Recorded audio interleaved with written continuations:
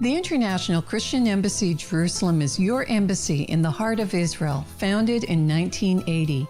From our headquarters in Jerusalem through our branches in over 80 nations and yours in Canada, we seek to challenge the church to take up its scriptural responsibility, to remind Israel of the promises made to her in the Bible, and to be a source of practical assistance to all the people in the land of Israel.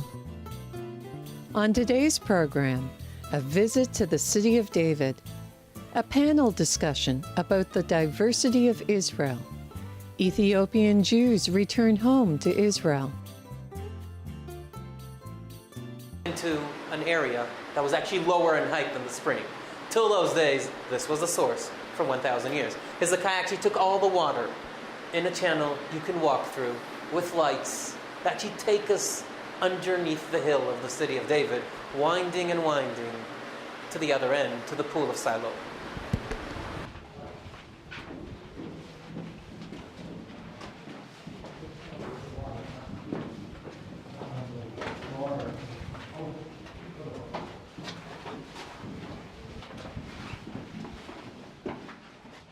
So, Oren, you just brought us through the tunnel, and right now we're at the eastern side of the old city of David. Tell us what we're seeing here now. We actually went down the Kidron Valley, the eastern part of the city, and you can easily see the steep slope climbing up. This is where the city was built. And what you can actually see behind me, this long wall of small or some of the bigger stones, this is actually the ruin of the stone walls, fortification walls of the city from the days of the Bronze Age, before David, but into the First Temple period till the days of Hezekiah, 2,700 years back. And in those days, what actually happened down this valley was that the Assyrian army was approaching Jerusalem. The people were really frightened. What's gonna happen? Are they gonna win? Hezekiah was getting ready, building fortifications, getting the underground tunnel, diverting all the water in Hezekiah's tunnel. And the prophet Isaiah stands maybe on those walls or maybe somewhere in chapter 37. He says this: "The king of Assyria, he will not enter this city. He will not shoot an arrow, will not bring up shields. He will not build a ramp. By the same way he came, he shall return home. Into this city he will not enter." Because the Assyrian forces were mighty forces. Everyone is so scared of them. But one night, as the next verses tell us, when the siege is almost there, some plague or some angel, something hit the Assyrian camp. They doubled back, turned around, went back home. Jerusalem, with these walls, stayed independent. We arrived at the pool of Siloam, but actually originally the name was slightly different. The name mentioned in the Bible, in the Hebrew, would be Shiloach, which means connected with sending, diverting. And that was where the water was diverted by Hezekiah, and inside the tunnel the workers were nice enough to leave an inscription, a sign. This was found inside. The original is in Istanbul, Turkey, was found in the 19th century. But this inscription actually tells us of two groups of quarrymen, one beginning at the edge of this pool over there, the other at the spring where we were before, tunneling one towards each other, a total of 1/3 of a mile long tunnel, bringing all the water into a big pool where it was sent. So this is a place from the First Temple period already. But if you look at the floor, at the area around you, at all these stones, these are from the Second Temple period. 2004, when this was excavated, what actually happened here is they started going down through the layers and found these steps, found these stones and said, wow, understood, this is the pool of the Second Temple period.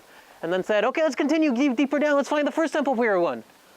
Archaeologists in charge here said, stop. You want the people to miss this? We're really curious what the First Temple period one looks like. But they stopped right here and let us at least sit and see the stairs. We're next to a corner, and the steps actually lead into this huge open garden that is private property and wasn't excavated. What we have is just this side, but just by this side, we can get a basic idea of a very large pool. In the painting right here, we are at the corner. And the steps right here are these. The steps on this side are these. And it continues behind me. Just to get the basic idea of size, you can fit an Olympic swimming pool inside this thing. So it's a huge pool from approximately 2,000 years ago, because this is what we're standing on, from around the 1st century Common Era. And here a very important story was actually ongoing, taking us to to a man that was blind. This blind man never saw a thing. And he met someone else that spat onto the floor, took a little dirt with spit on, put it on his eyes and said, bathe in the pool of Siloam, or Shiloach, where people take a bath.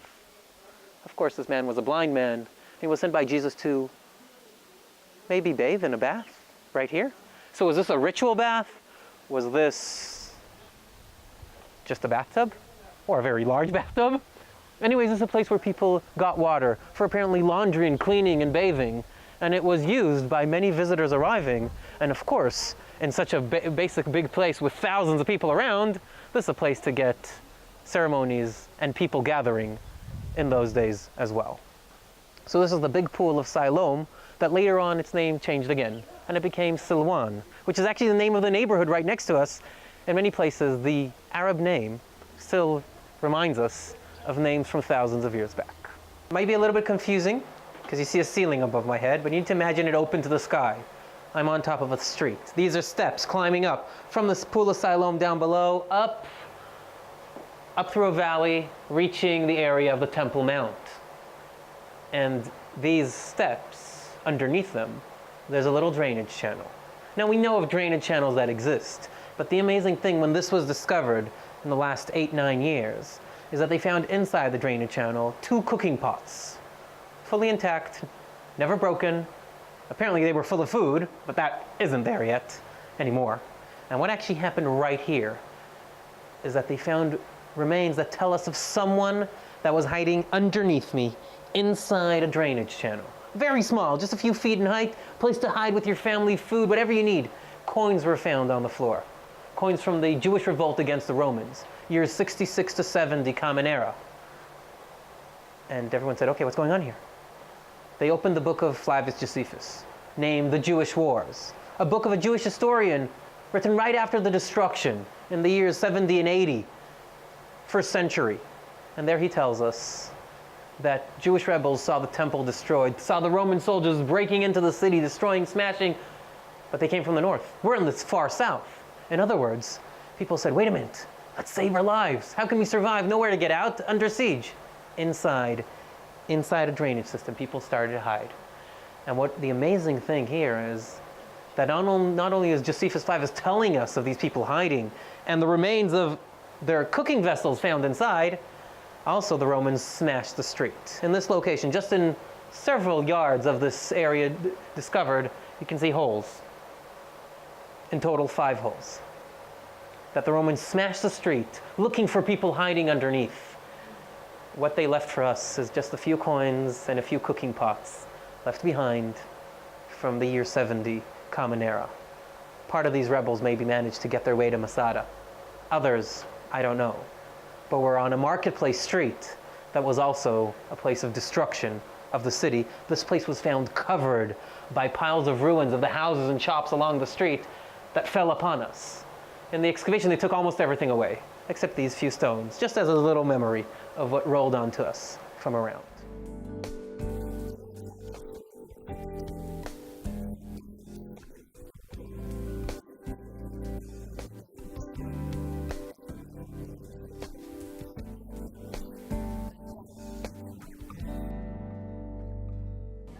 Welcome back to Inside Israel. I'm Christine Williams, and this is the part where we do our panel discussion. Joining me today, Bob Mayton, Bonnie Traversy, and Veron Rodriguez.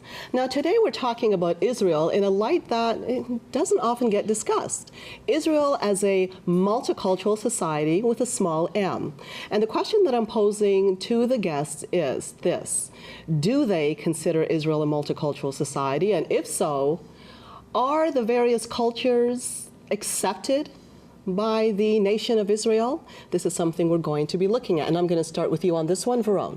Yes, I believe that Israel is a growing nation. It's young. It's only been around since, well, officially since 1948. I think it's definitely had its issues over the years. But as the struggles within Israel grow and as the population increases and more minorities are filling the nation, I believe that their demographics are changing. I believe the people of Israel as the face of Israel continues to grow in terms of the diversity. I think its opinions as a whole and the policies that it sets in place are continuing to grow more accepting of multiculturalism. Okay, Bonnie? Well, having been there many times, it's just amazing to see the diverse culture there when you visit the area. I mean, you see nationalities from all different nations. And as the Jewish people are returning from the diaspora, Yes. they've lived in all different parts of the world. So we have coming back the B'nai Menashe group. We have Italians, we have Ethiopians, Africans. There's Africans, all kinds of Jews returning home. So when The you... Banashee, that's the Indian tribe, is it not? Yeah. And that's something that's important for people to understand because they don't realize that there are Indians coming back that are Jews. Throughout history, they're Jews, so they're returning home. Lots of them. And there's also the Chinese tribe that's returning. And then there was the black tribe that returned from Ethiopia. So it's very diverse. And when I first went with ICEJ, in fact, the first time I went actually was with the Holocaust Museum and Yad Vashem. yes, Yad Vashem. And the second time, it was a huge difference with only the space of maybe 3 years where the diversity in that country had just exploded because I could see how many diverse people that were there just in that given time. So what you're saying there about returning home, that is big. Right. It's a small land, and when you go and you're traveling throughout, you see so many different groups. Yes, you do. Different cultural, Yeah. and the Israel as a state is very accepting. Very Yes. accepting. When we as Christians go and tour the land, they welcome us. Yep. And so it is very multicultural, and the state's very accepting of that. Yes. Bob? Israel is defined as a Jewish state, and that was the declaration in the Balfour Yes. Declaration of 1917, that there would be the establishment of a Jewish state for the Jewish people in Palestine, what was called the area of Palestine at the time. And the Declaration of Independence incorporates that within it, which is the 1948 document, which provided the foundation of the institutional structures that formed Israel. Yeah. And at the same time, though, it made a declaration that there was to be full rights for any other people that lived there, any other inhabitants. Yeah. So there is a tension that goes on between, as we've talked about, the Jews returning to Israel in Aliyah and the multicultural element there, which is, I think, a little different from the Muslims, the Palestinians who live in Israel as well. I think really we have to define what we mean by multicultural, and if multiculturalism is the primary, I think this is true in any society, if multiculturalism is the primary ethic, I think you're going to run into problems in any society because people are going to come in who are not necessarily in tune with the society and may have an aggressive approach to it. But if in a multicultural society, where there's an ethic which is above that, which is that there is an integrated understanding of what the society is about and goals which everybody buys into, and what we call in the West and what Rousseau in the 1700s established as the social contract. That's a fundamental element in the formation of a coherent society. And I think Israel, by being Jewish, is not offending that. I think that by being Jewish, it is also multicultural and also establishing the premises and the ethic which organizes the society on coherent lines. So I think they do it very well, actually, in Bob, Israel. that's a very important point that you bring up because with the people coming into Israel, making Aliyah, the Jews from the four corners of the earth, they are they're multi-ethnic. Yes. And Israel is often deemed a racist country. Now, there were a couple of articles that I gave to our guests that we're going to touch on now, and one is, quote, Israel right-wing activists rally in Tel Aviv demand expulsion of African migrants. That article was so insulting in the sense of how the right-wingers were treating the African migrants. But what I personally found offensive about that, because any form of racism, first of all, is disgusting, and it has no place in any society. However, it happens in every society, and that's a reality. Now, based on what this article was about, it did look like there was some racism there. But what was not discussed in this article is the underlying factor.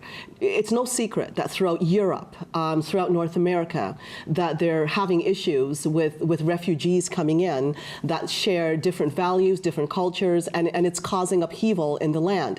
So the article doesn't get in to the specifics of why the anger, why tempers flared. They just presented it straight as a case of racism, which I found very nefarious, because this is what you see. But as Bob brought out, and as Bonnie, you were saying, with the tribes of Israel coming back, we don't tend to see a lot of racism there, although some do say, yes, you're seeing it with the Africans, but then the other argument is there's a lot that are not actually Jews that happen to slip in.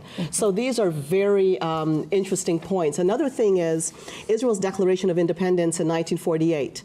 It was proclaimed that Israel a Jewish state, but at the same time called upon the Arab inhabitants of the state to become full equal citizens. And they're considered full equal citizens. It's when you start getting into struggles with jihad is when it becomes a problem, and that's when tempers begin to flare and all kinds of things happen which should not be happening. And I think these are very important to understand, because there was a point described as well that the Arab minority did not assimilate, and that ended up being a problem. That's right. Yes. They remained autonomous, and if you're autonomous, you're not going to be able to participate in the social institutions that are around you, and so they've sort of built their own, built their own system there, which does not interact with the Jewish Israel institutions, and I think this is a problem for them. I don't think it's a problem for Israel.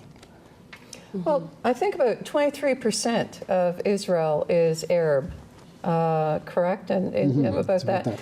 And for the most part, they like the living within the confines of the borders of Israel. And in fact, the Knesset has members of the Knesset that are Arab. And so they hold various very high political positions within. And so anything that we've witnessed, any time that we've been there, when you see the people, for the most part, except those that are the extremists, that are the jihadists or whatever, for the most part, the Arabs within Israel want to cohabitate peacefully. Bonnie, it surprised me when I went there. One thing really stood out, because the ICEJ tour group was staying in a particular hotel, and I was amazed looking at the Arabs there. They were there socializing with everybody, among everybody. They were happy, they were laughing, and I'm thinking, why isn't this being seen in the media? Yeah, I had the same experience when I went to Israel. The Arabs there were coexisting with, the other Everyone nationalities coexists. that were there. It's very multicultural. It was beautiful, and even touching back to the article that you spoke about earlier, it's interesting the title that they chose, because within the article that actually states that there was Israeli citizens there at the same protest that were also supporting the African immigrants that were in the country, that they were protesting against. And so it oftentimes the media will paint a picture that Israel is not a multicultural country when there are citizens that were at the same protest that were also, supporting the African immigrants that were there. So Israel is definitely a multicultural society, and I think any article that paints it as anything different is strictly coming from a biased perspective. I have to give this little story that sounds a bit tacky, but there was a lady that I met in Jerusalem, and she said, "Christine, I'm kind of disappointed, a blonde-haired lady. I thought there would be more people that look like me here, but everybody's so dark." No kidding. This is what this lady said. And I just laughed it off. But it goes to show you the composition of Israel. You have all kinds of people in Israel. If I could just give an anecdote about how this the idea of an overall ethic that incorporates multiculturalism within it, and so it functions, is the development of the solution that Intel the computer company developed for when it reached the maximum capacity in its processors, its microprocessors. They assigned it to a U.S. group, quite a large group. The problem being that the processors overheated and they could not go beyond a certain speed, a certain capacity. And so they formed a big team to solve this problem in the U.S. And after a while, they realized that this team was not going to be able to solve this problem. There was a little unit that they had in Israel, Intel. They gave it to these guys, and they developed the dual-core processor. And now I understand there are processors now with as many as 87 cores. So that was a big leap into development of a solution to that problem. But so the analysis is, well, what happened? Why did that U.S. group not be able to do it, whereas the Israeli group did? The U.S. group was very hierarchical and bureaucratic. There were people who were considered to be the leaders, people who were the big brains, and they had subordinates who reported to them. They couldn't generate ideas because of the cultural norms that people adhered to, which were very bureaucratic. In Israel, they all got together. Nobody cared who was the leader. Everybody had an idea. They would yell at each other. They would throw things at each other. They just had a wonderful time arguing and debating these issues. They brought in the guy who cleaned the floor. What do you think? I mean, how does this all work together? And everybody had their opinion, and everybody made a contribution. And that's how they developed the solution to this problem. Well, it just shows that where there's conflict, where there is, and this is part of Jewish culture, it doesn't necessarily mean that that it's an incoherent society and that it's dysfunctional. It just means that this is the way that they cope with the problems that they have. These are the cultural norms which prevail in Israel. There's a lot of fractiousness, there's a lot of debate and discussion, a lot of people in opposition to each other, adversarial apparently, but actually they work things out, and it works very effectively.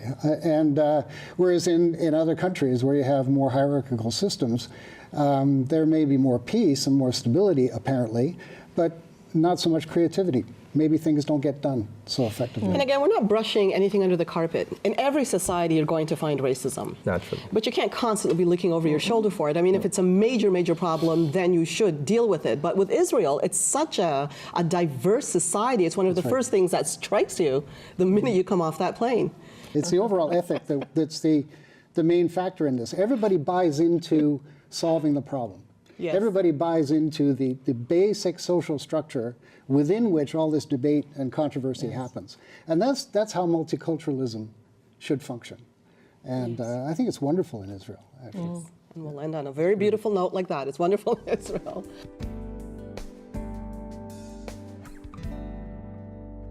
Here we are at the unknown, the righteous among the nations. There are trees here, Susanna. Why are these trees here? Well, this place where we are standing, it's called the Avenue of the Righteous Among the Nations. Righteous among the nations are non-Jews who chose to help someone at the time of the Holocaust. We have about 2,000 trees here planted in their honor, but we also have a whole garden with names written on a stone wall. We have no more space for trees. We have recognized about 24,000 people so far as righteous among the nations. And I would like to tell you that many of them actually perished at the time of the Holocaust together with the people they were trying to protect. And that is why we have a very special sculpture here, and it is to the unknown righteous among the nations. And that unknown person is the person who passed away, and there was no witness, so we will never know about it. But what we can say, what most Holocaust survivors say, is that anybody who survived the Holocaust, one way or another, had to have help from someone. And of course, many people would know stories of Oskar and Emily Schindler from Schindler's List. We actually work with some of the survivors who survived because their names were on that list. Many people might know Corrie ten Boom, Betsy, and Caspar ten Boom. Many people might know Victor Kugler, who was part of the rescuers of Anna Frank and the family. Ultimately, they were unable to save them, but they tried, so they have been recognized.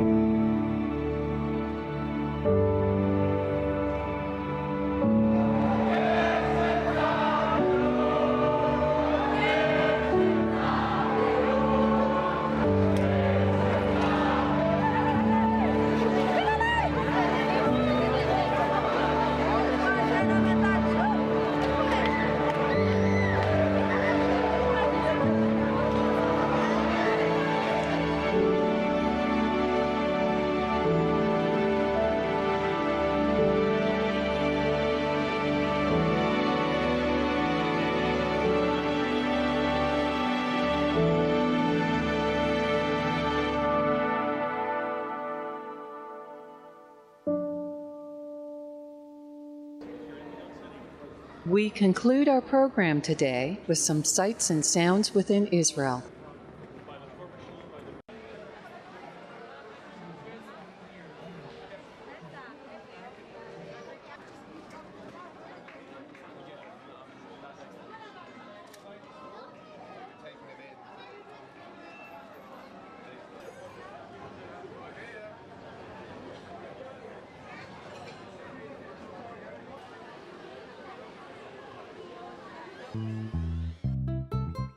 In consideration of Canada's 150th birthday, please consider 150 ways to bless Israel through your Christian embassy, the ICEJ Canada.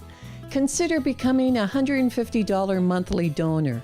Plant 150 trees, 150 prayers for Israel.